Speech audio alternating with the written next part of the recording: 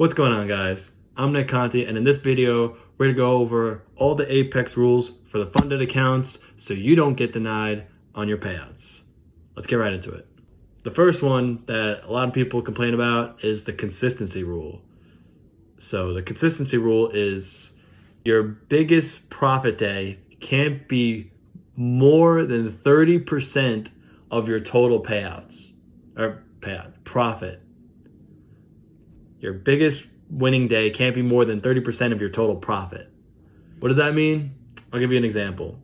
So if you made $600 in a single day on a 25K account, your minimum profit, I believe, if I remember what I put in the calculator, can't be more than or less than $2,000. An easy way to figure out if your best day is more than 30% of your total profits, you get your biggest day, say you made $600 in a single day, and you divide it by 0.3, 30% by 0.3. And that number is the minimum profit you have to have in your account by the time you request your payout. So yeah, for $600, I believe it's $2,000. I could be wrong on that. Definitely want to double check.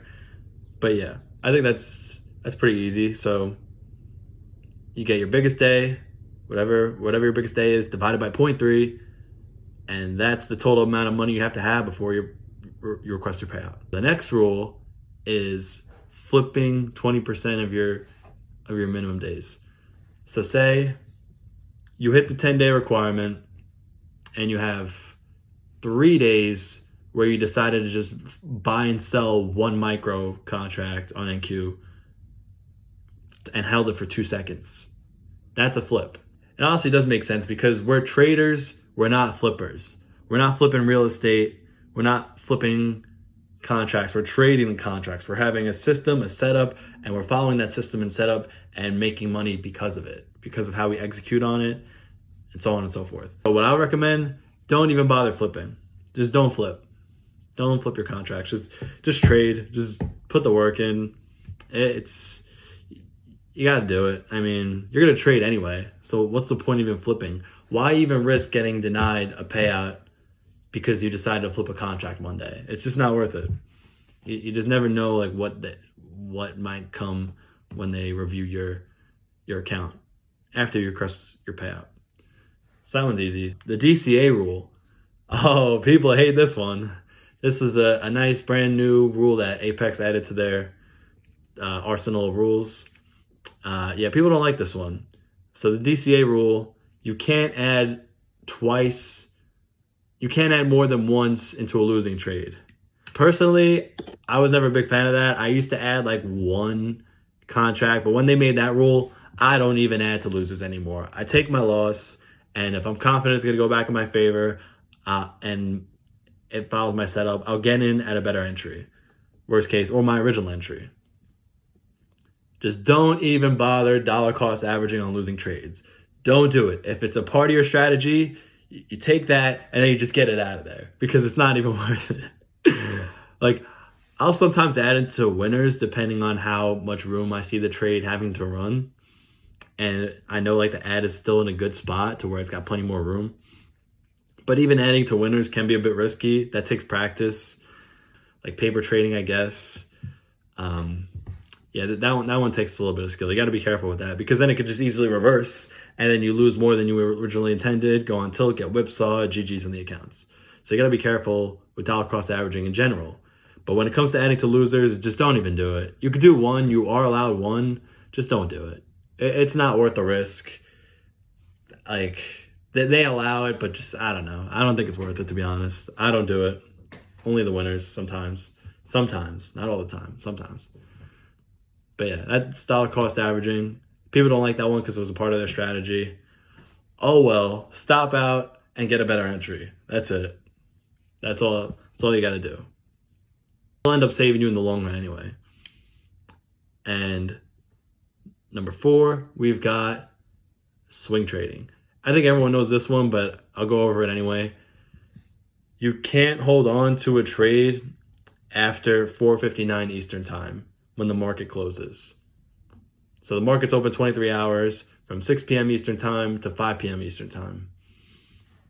You just can't hold the trade to the market close or through the market close, because then they'll like flag your account, put you on probation or whatever. I've never done that, so I don't know what the personal outcome is personally.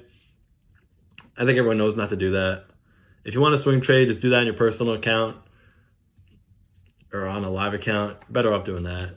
But even, like, swing trading is always risky.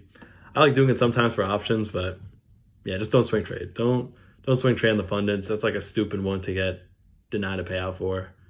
So yeah, just don't do that. And last but not least, as far as I'm aware of, full porting. So I saw on the website the other day, you can't full port more than once.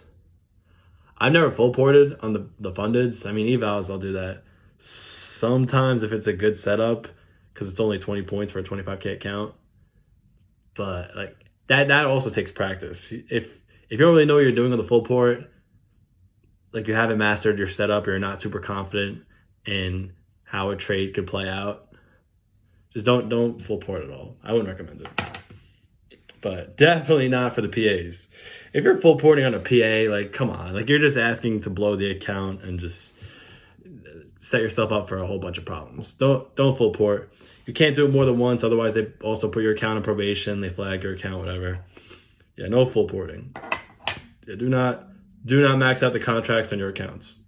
Sometimes we might do that by accident.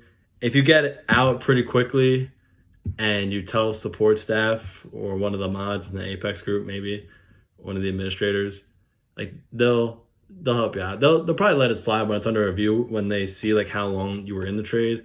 But just try your very best. I know it's hard. Try your very best not to full port. All right, that's the last main rule. All the rules where people have been denied or where people get denied on. So be careful with all of them. And here's a quick recap. Number 1, consistency rule of 30%. Your best day can't be more than 30% of your total profits. Now, I didn't mention this before, I forgot. What I do is I keep my winning days within a range between $150 to $500. And $500 is like pretty rare for me, because I'll usually be done with like $300, $300 to $400, 15 points on NQ. Awesome. That's it. I'm good there. But yeah, so just try to keep your winning days pretty similar. And what makes that one hard is the losing days. Like when you have a losing day, it brings you back a little bit. But you just gotta grind. You gotta be smart with your execution, your setups, and yeah, keep doing what you're doing with your trading, your strategies, your setups, because you know what to do. You just gotta be able to execute and assess your psychology. But that, I'll do it in another video. I have a video on trading psychology already, but this is just the recap for all the rules. So next one, flipping days can't be more than 20% of your total trading days. Don't flip at all. Trade. Don't be a coward. Trade. Don't flip. Number 3, DCA rule.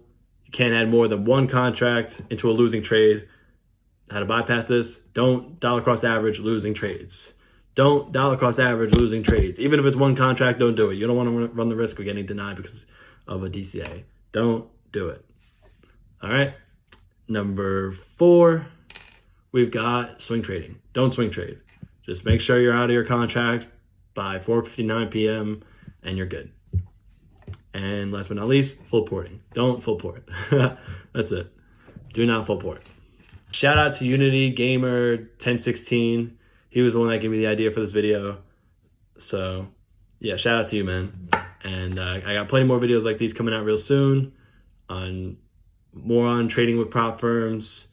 I'll do some on options because I trade options as well. Trading psychology, all that good stuff. That's it, guys. Stay tuned. Appreciate y'all for watching. Take care.